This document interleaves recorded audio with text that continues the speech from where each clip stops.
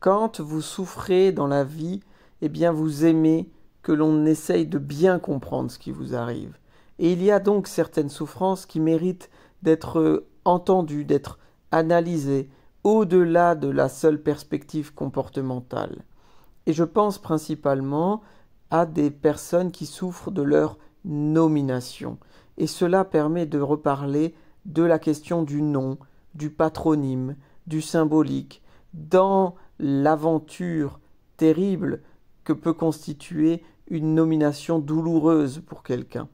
La nomination est douloureuse par exemple pour un enfant qui ne reçoit pas le nom d'un père parce que celui-ci ne le reconnaît pas. La nomination est douloureuse aussi quand vous portez le nom d'un père, et c'était le cas d'un patient que j'avais rencontré à une époque, qui portait le nom d'un père qui avait marqué tout un endroit, tout un territoire, d'un nom qui était entaché de sang, qui avait fait le malheur, qui avait produit la détresse autour de lui.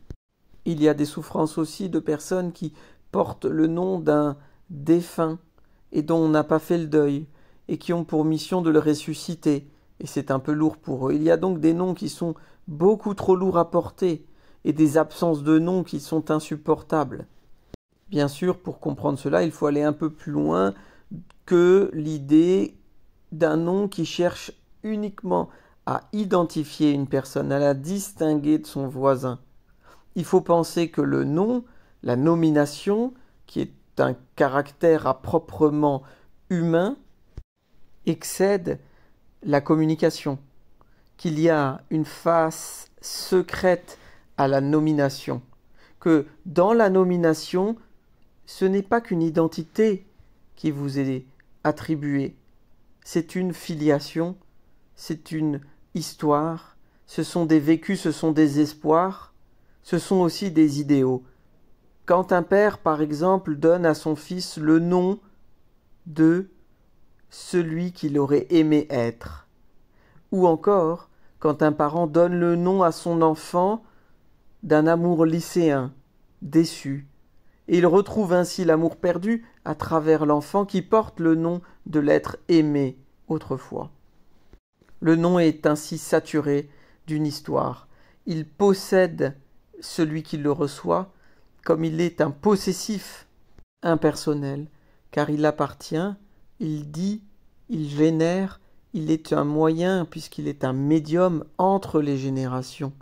Et au-delà de simplement le passage d'une génération à une autre, le pointage d'une génération d'une personne dans les générations, c'est avant tout un moyen de création. Le nom crée la chose.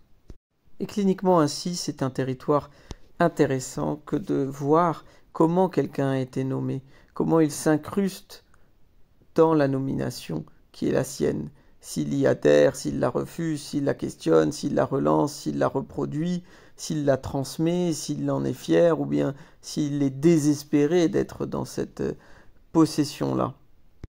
Et les comportements de quelqu'un, ils peuvent être compris comme une sorte de décomposition de son nom et un redéploiement de celui-ci. Une sorte d'aller-retour dans la façon dont il a été nommé et comment il en fait un jeu pour vivre. Tout ça pour vous dire que le nom, ce n'est pas de l'imaginaire, c'est du symbolique en dur qui se grave en vous, et ainsi cette gravure, vous pouvez en faire quelque chose ou ne pas en faire quelque chose. Reste qu'il est excellent de s'interroger sur un nom, d'essayer de le comprendre, d'essayer de savoir par où il est arrivé en vous et comment vous allez le faire passer vers autrui. Et cela, c'est une grande aventure que je recommande à tout le monde. Au revoir.